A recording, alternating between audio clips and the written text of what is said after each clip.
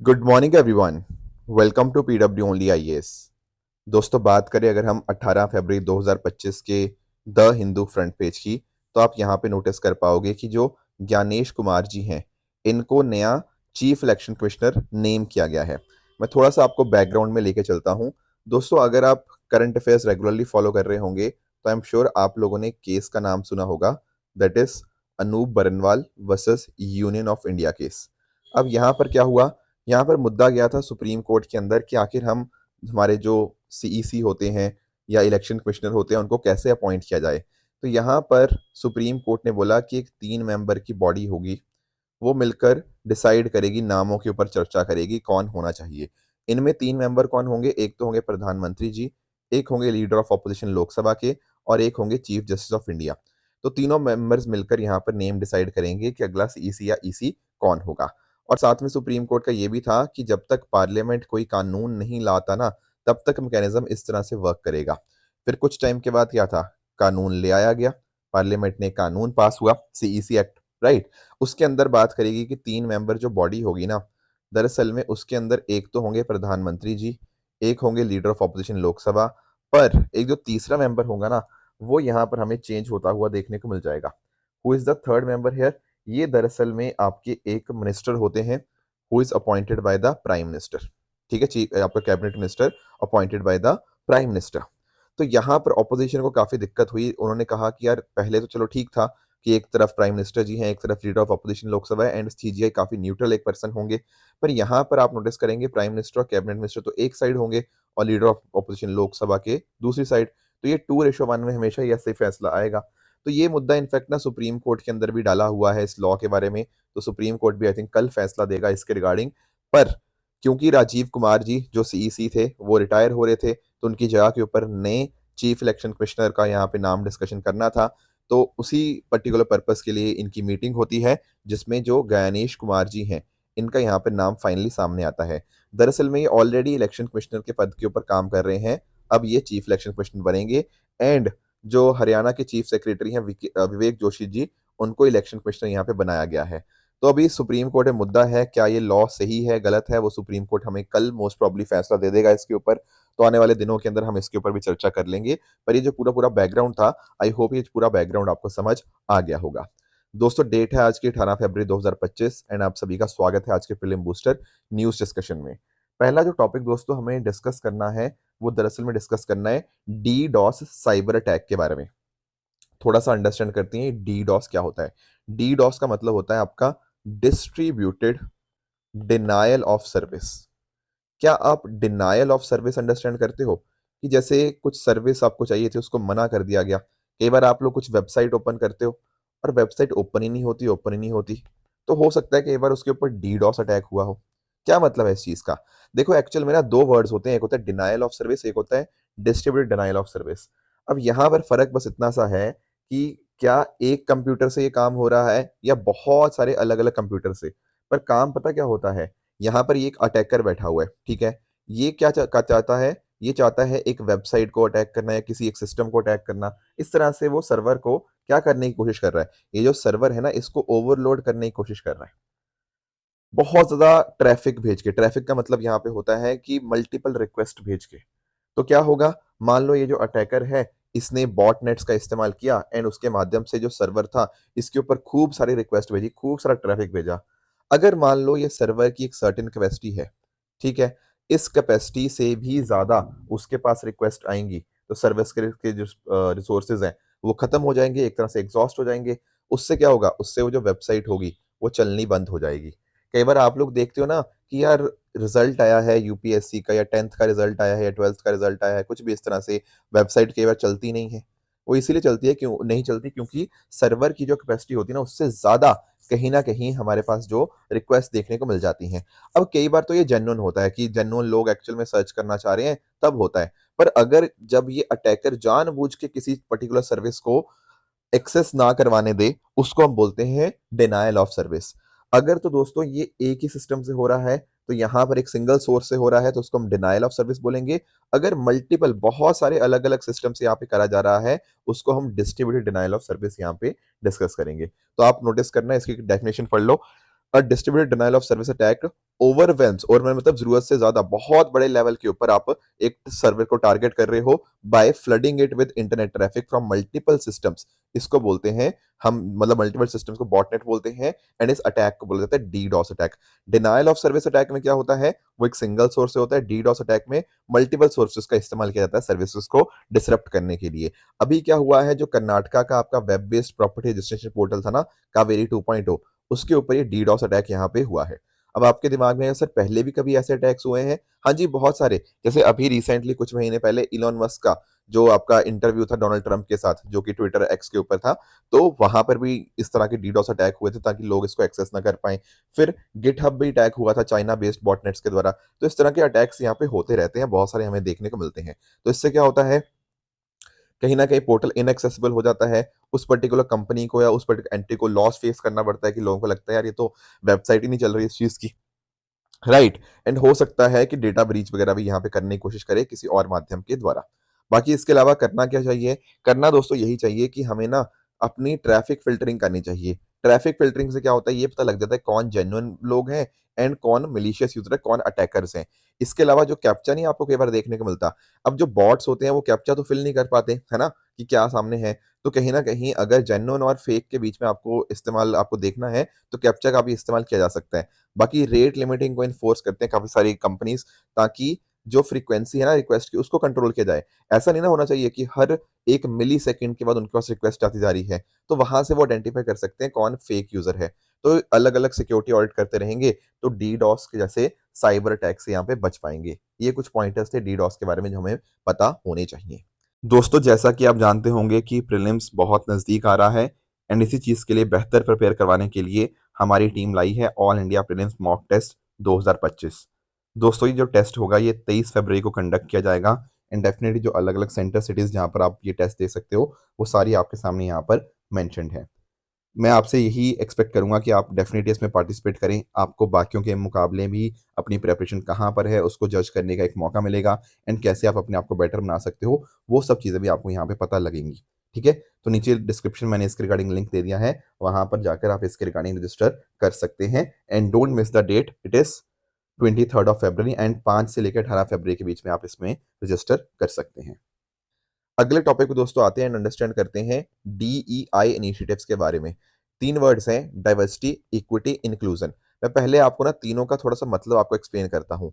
दोस्तों डाइवर्सिटी आप समझते हो, डाइवर्सिटी हम भी बात करते हैं ना कि Bharat, India is a land of diversity, है ना, अलग अलग तरह की डाइवर्सिटी है। अब कई बार मैं आपको एग्जाम्पल देता हूँ। मान लो आपकी कंपनी है और आप ना खाना खाने बैठे इस टेबल के ऊपर, ठीक है। अब यार हो सकता है इसमें एक बंदा इंडियन हो, एक बंदा हो सकता है यूएसए का हो, एक बंदा किसी और कंट्री का हो, ऊपर से हो सकता है एक मेल हो, एक फीमेल हो, एक आपका ट्रांसजेंडर हो, राइट।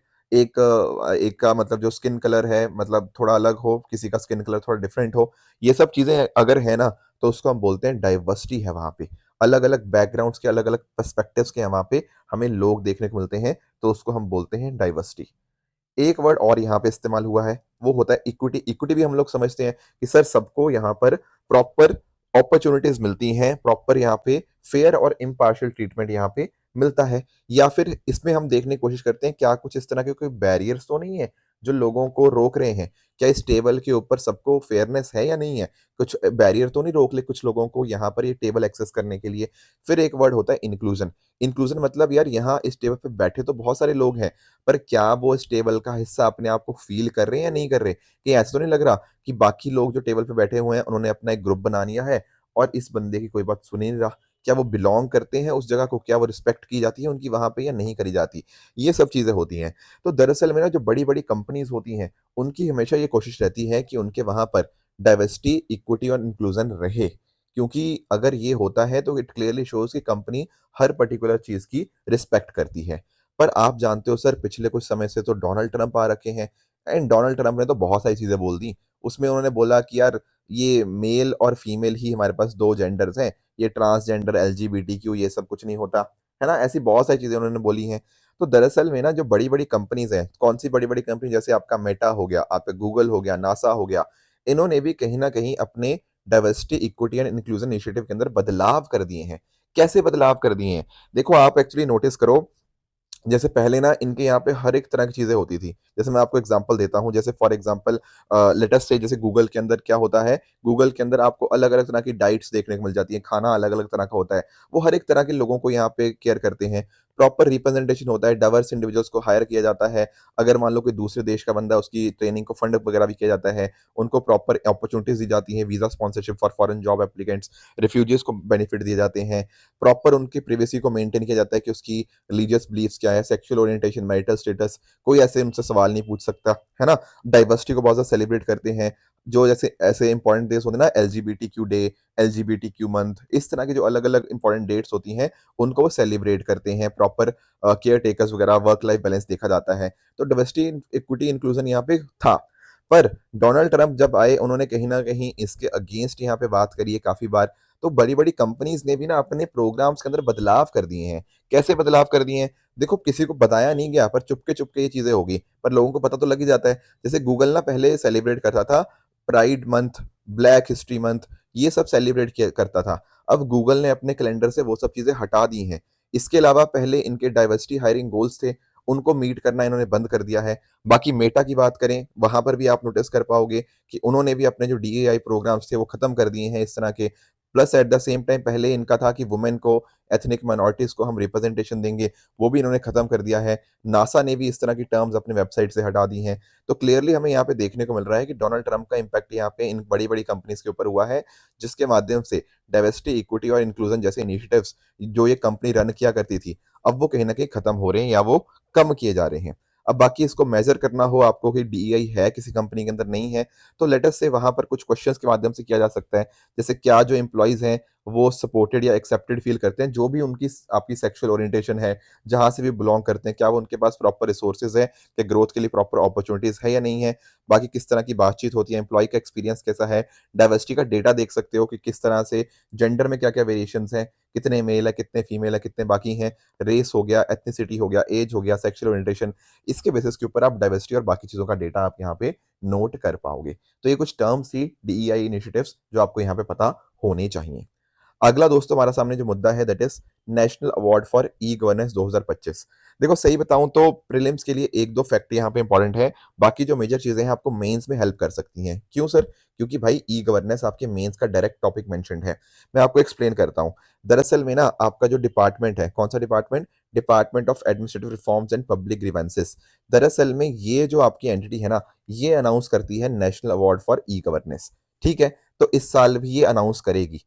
अभी करने हैं, अभी हुए नहीं है। दरअसल में 28 फरवरी 2025 तक नॉमिनेशंस की डेट है। इसमें 6 अलग-अलग कैटेगरीज़ के अंदर अवार्ड्स दिए जाएँगे। जैसे फॉर एग्ज़ाम्पल लेट अस से किसी पर्टिकुलर एंटिटी ने टेक्नोलॉजी की मदद से जो गवर्नमेंट का प्रोसेस है, उसी में कुछ चेंजेस ला दिए, उसको री-इंजीनियर कर दिया और जिससे कहीं न कहीं लोगों को बहुत बेनिफिट हुआ।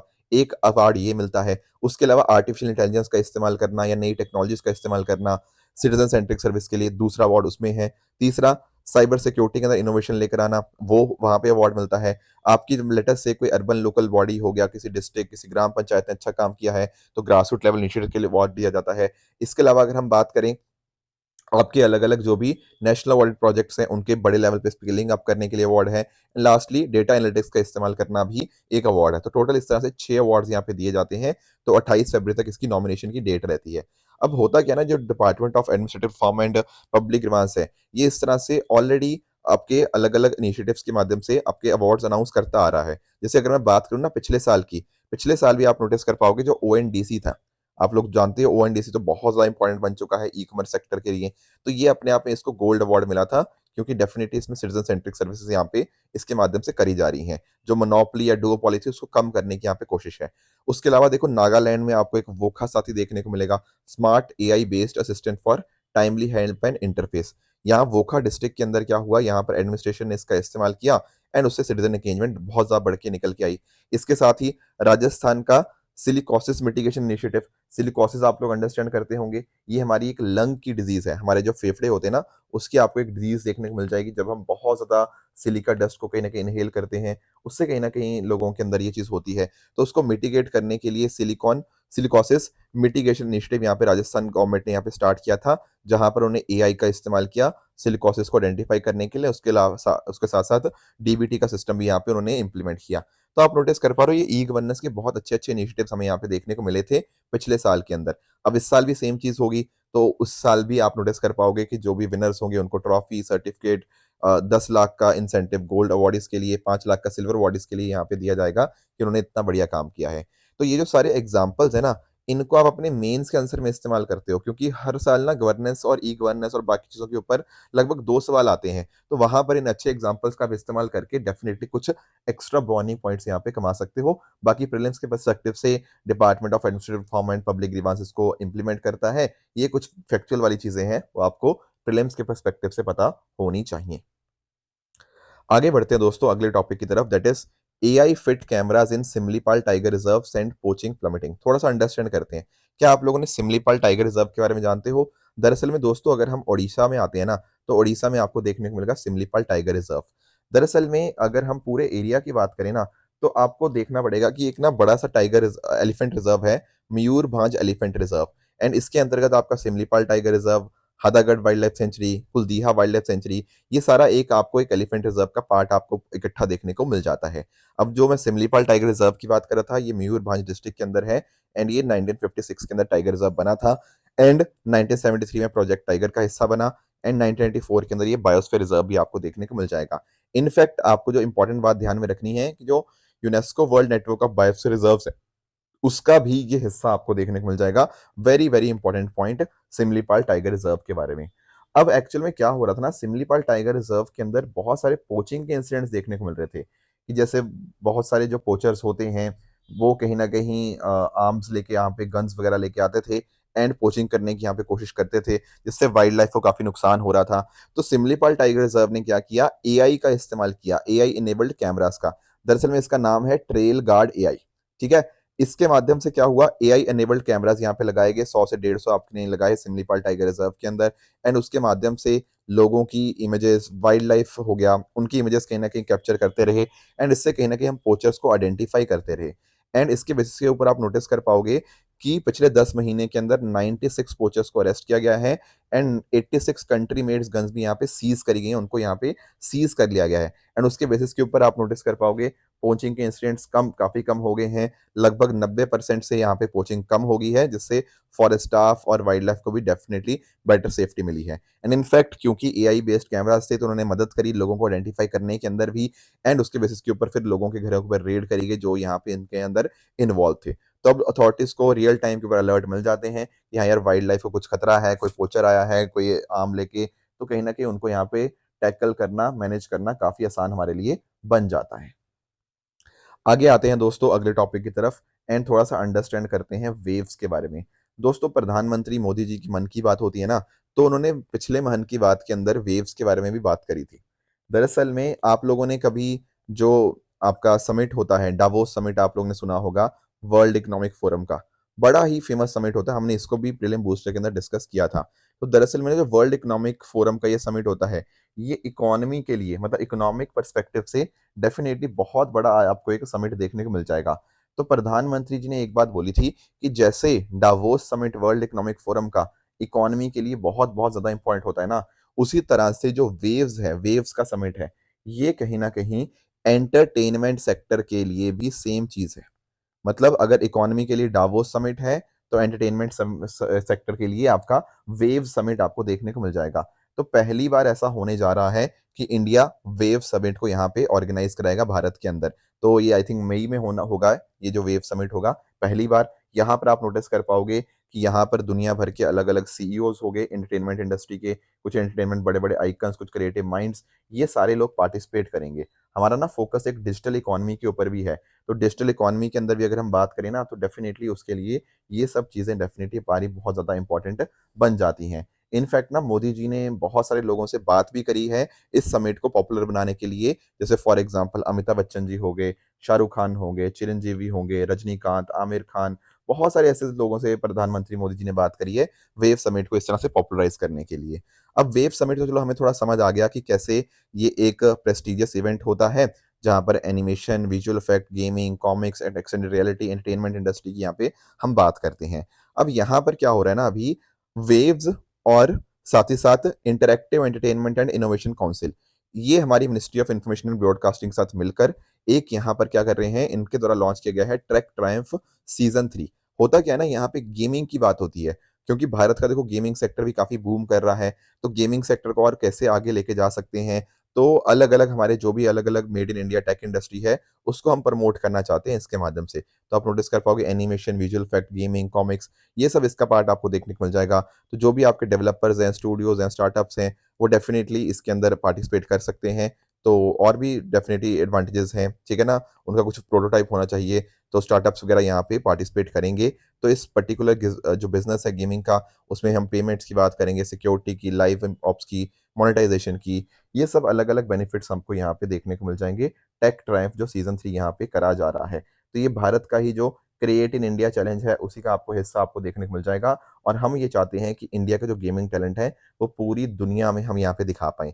दरअसल में ना, दुनिया में एक बहुत ही बड़ा ग्लोबल इवेंट होता है, गेम डेवलपर्स कॉन्फ्रेंस। यहाँ पर दुनिया के जितने भी बड़े बड़े गेमर्स हैं, वो यहाँ पे आते हैं। बड़े बड़े बिजनेसमैन जो गेमिंग की इंडस्ट्री के अंदर है, वो यहाँ पर आते हैं। तो इंडिया भी नोटिस कर पा रहे हो कि टेक ट्रायम्फ यहाँ पे सीजन 3 यहाँ पे लॉन्च हमारे यहाँ किया जा रहा है। तो एक तो मैंने बताया जैसे वेव्स था, और वेव्स के साथ कौन था, IEIC, interactive entertainment and innovation council. ये एक community driven not for profit platform है, जो कि आपके एंटरटेनमेंट और टेक्नोलॉजी सेक्टर के लिए काम करती है। एंड कोशिश ये करती है कि इसके माध्यम से डेवलपर्स को यहाँ पे मदद करें, एंड जो टेक्नोलॉजी टैलेंट है उसको हम आगे लेकर जा पाएं। तो ये यहाँ पे फोकस है IEIC का। आई होप ये वेव्स, IEIC और आपका जो टेक ट्रायम्फ सीजन 3 है, ये आपको समझ आ गया होगा। आगे आते हैं दोस्तों, अगला टॉपिक है हमारा F-35 स्टेल्थ फाइटर जेट्स के बारे में। देखो यार, आप लोग जानते होंगे कि प्रधानमंत्री मोदी जी जब डोनाल्ड ट्रंप को मिले, तो उन्होंने कहीं ना कहीं डिस्कशन हुआ कि F-35 फाइटर जेट हम खरीदेंगे वहां से, है ना। एंड इनफैक्ट पिछले हफ्ते एरो इंडिया 2025 भी हमें देखने को मिला, इसको भी हमने डिस्कस किया था। वहां पर भी ना, जो यूएस का जो F-35 है और रशिया का जो SU-57 है, उनको शोकेस किया गया। तो थोड़ा सा हमें इनके बारे में समझना चाहिए कि आखिर ये हैं क्या। देखो, आप लोग फाइटर जेट समझते हो, फाइटर जेट, फाइटर जेट क्या होते हैं? सर, हमारे जो लड़ाकू विमान होते हैं, उनको हम फाइटर जेट बोलते हैं। बिल्कुल सही बात है। तो आगे ये जो वर्ड है, ये स्टेल्थ वर्ड क्या शो करता है? देखो यार, वैसे तो सही बताऊं तो ना, तो ऐसा कोई भी आपके पास कोई एयरक्राफ्ट ऐसा नहीं है जो रडार को कंप्लीटली इनविजिबल हो। तो कंप्लीटली इनविजिबल होना तो बहुत ही मुश्किल होता है। पर हाँ, हम इतना जरूर कर सकते हैं कि रडार से डिटेक्शन या बाकी और चीजों से डिटेक्शन काफी हद तक मुश्किल हो जाए। उसी टेक्नोलॉजी को हम बोलते हैं स्टेल्थ। स्टेल्थ का मतलब है कि आपको डिटेक्ट करना बड़ा ही मुश्किल है, क्योंकि अगर आप नोटिस करो, अगर हमारे पास इस तरह से फाइटर जेट भी हैं, पर उनको एनिमी बड़े आराम से डिटेक्ट कर लेगा, और तो बड़े आराम से उसको हिट भी कर लेगा, है ना। पर अगर हमारे पास स्टेल्थ टेक्नोलॉजी होती है इनमें, तो कहीं ना कहीं उनको डिटेक्ट करना, radar, infrared, visible light, radio frequency spectrum, उनके माध्यम से कहीं ना कहीं काफी मुश्किल हो जाएगा। अगर हमारे पास स्टेल्थ टेक्नोलॉजी होती है, तो वो होगा तो हमारे फाइटर जेट बहुत इफेक्टिवली काम कर पाएंगे। तो आप नोटिस कर पाओगे, अभी दुनिया में दो फाइटर जेट्स जो स्टेल्थ टेक्नोलॉजी के साथ है, उनकी काफी अक्सर बात होती है। एक है यूएस का F-35 जो इंडिया खरीदने जा रहा है, एंड रशिया का SU-57 जो पिछले महीने, मतलब पिछले वीक, एरो इंडिया 2025 में यहाँ पे उसको शोकेस किया गया। तो हम थोड़ा सा अंडरस्टैंड करने की कोशिश करेंगे। हालांकि है तो दोनों 5th जनरेशन ही, पर थोड़ा बहुत फर्क है इनके अंदर। जैसे फॉर एग्जाम्पल F-35 यूएसए का है, SU-57 वो रशिया का आपको देखने को मिल जाएगा। जो यहाँ पर लिखा है ना, जैसे जो लॉकहीड मार्टिन है, ये आपका यूएसए का मैन्युफैक्चरर आपको देखने को मिल जाएगा। जो यहाँ पर आपको यूएसई है, वो है आपका यूनाइटेड एयरक्राफ्ट कॉर्पोरेशन, वो आपको रशिया की आपको डिफेंस कॉर्पोरेशन आपको देखने को मिल जाएगी। अब सारे फैक्ट्स तो नहीं ध्यान में रखने, पर इंपॉर्टेंट बातें कुछ ध्यान में रख लो, जैसे इसकी सीटिंग दोनों की सिंगल सीट है। अब पॉइंट समझना, F-35 का एक सिंगल इंजन है, वेयर एज SU-57 का आपको ट्विन इंजन या डबल इंजन आपको देखने को मिल जाएगा। तो भारत की दरअसल में कोशिश तो ये है कि डबल इंजन वाला मिले, पर कहीं ना कहीं अभी हम रशिया से ही ना खरीदने की बजाय अभी के लिए हम यूएसए से ही खरीद रहे हैं। बाकी इसकी टॉप स्पीड अगर आप देखना चाहो तो मैक 1.6 है F-35 की। मैक आप जानते होंगे स्पीड ऑफ साउंड के बराबर होता है, तो 1.6 टाइम स्पीड ऑफ साउंड इसकी है। एंड मैक 1.8 है आपकी SU-57 की। बाकी इसकी रेंज लगभग 3000 किलोमीटर है, और इसकी 2100 किलोमीटर के आसपास। एल्टीट्यूड लगभग सेम है, 50,000 से 55,000 फीट के बीच में। बाकी इसकी स्टेल्थ कैपेबिलिटीज भी काफी हद तक सिमिलर हैं। पर फर्क आप ये समझो कि जो F-35 है ना, दुनिया में बहुत ज्यादा देखने को मिलेगा, 1000+ से भी ज्यादा आपको F-35 देखने को मिल जाएंगे, जो यूएसए ने अलग अलग कंट्रीज को दिए हैं। बट अभी तक अगर हम बात करें SU-57 रशिया की, केवल अब 40 ही हमें यहाँ पे देखने को मिल जाएंगे। हालांकि अंतर पता क्या है? अंतर आप नोटिस करो, ये ना F-35 बहुत ही महंगा है, बहुत ही महंगा। ऑन द अदर हैंड अगर हम बात करें SU-57 इसकी देखो कॉस्ट किसी को पता नहीं है, क्योंकि अभी रशिया ने किसी को बेचा नहीं है, इसीलिए इसकी कॉस्ट हमें एग्जैक्ट नहीं पता। पर इतना जरूर पता है कि इसके मुकाबले में बहुत ही कम होगी। कितनी कम होगी, आधी कम होगी, कितनी कम होगी वो भी पता लगेगा, but definitely it is very cheaper as compare to your F-35। बाकी इसको कॉम्बैट में आपका जो F-35 है, कॉम्बैट में काफी प्रूव किया गया है, जैसे यूएस और नाटो ने अलग अलग ऑपरेशन में इसका इस्तेमाल किया गया है। अभी SU-57 की इफेक्टिवनेस अभी कंफर्म्ड नहीं है। जैसे फॉर एग्जांपल F-35 अलग अलग कंट्रीज, यूएसए, यूके, ऑस्ट्रेलिया उनको यूज करते हैं। अभी यहाँ पे रशिया ही इसको इस्तेमाल कर रहा है और कोई यहाँ पे कंट्री इसको इस्तेमाल नहीं कर पा रही। फायदे थोड़े से अंडरस्टैंड कर लीजिए F-35 के। ये कटिंग एज टेक्नोलॉजी है, स्ट्रॉन्ग यूएस का सपोर्ट है, एंड कॉम्बैट में डेफिनेटली इसको ऑलरेडी इस्तेमाल किया गया है। इसके क्या एडवांटेज है आपके SU-57 के, काफी हद तक कॉस्ट कम है। इसमें 2 इंजन है, मैंने बताया था ना कि एज कम्पेयर टू F-35 यहाँ पे 2 इंजन आपको देखने को मिल जाएंगे। एंड आगे जाके हो सकता है कि भारत हो सकता है इनके साथ साथ में मिलकर इसकी प्रोडक्शन करे। बाकी चैलेंजेस की बात करें दोस्तों, तो F-35 बहुत महंगा है, ठीक है, यूएस की रिस्ट्रिक्शंस रहती हैं टेक्नोलॉजी ट्रांसफर के ऊपर। सिंगल इंजन है और इंडियन एयरफोर्स कहीं ना कहीं चाहती है ट्विन इंजन वाले फाइटर्स जेट्स हों, तो ये एक दिक्कत थोड़ी सी हमें यहाँ फेस करने को मिलेगी। On the other hand SU-57 का क्या चैलेंज है, प्रोडक्शन अभी लिमिटेड है, अभी कॉम्बैट के अंदर भी इनको प्रूव नहीं किया गया है। एंड काफी लोग ना इसकी स्टेल्थ क्वेश्चन कैपेबिलिटी को क्वेश्चन भी कर सकते हैं कि यहाँ पे इसकी डिटेक्शन हो सकता है आसान हो एज कम्पेयर टू F-35। तो ये कुछ डिफरेंसेस हमें यहाँ पे पता होने चाहिए। तो दोस्तों ये थी हमारी आज की डिस्कशन, एंड ये कुछ क्वेश्चंस हैं ट्रू एंड फॉल्स स्टेटमेंट्स के। इनको आप पढ़िएगा, बताइएगा इनमें से कौन सा सही है, कौन सा गलत है। एंड कल जो मैंने आपको होमवर्क दिया था उनमें एक था मिशन अमृत सरोवर के बारे में। यहाँ पर बात कर रहा है कि टोटल टारगेट हमारा 50,000 अमृत सरोवर नेशन वाइड बनाने का है, and 75 points in each district. Yes, this statement is Indeed the correct statement. तो पहला स्टेटमेंट आपका करेक्ट हो जाएगा। वीर सावरकर की बात करें तो क्विट इंडिया मूवमेंट को उन्होंने सपोर्ट नहीं, बल्कि वो इसके ऑपोजिशन में थे, तो उन्होंने अपोज किया था, तो सेकंड स्टेटमेंट आपका गलत हो जाएगा। मत से 6,000 की बात करें तो बिल्कुल यहाँ पे करेक्ट स्टेटमेंट है।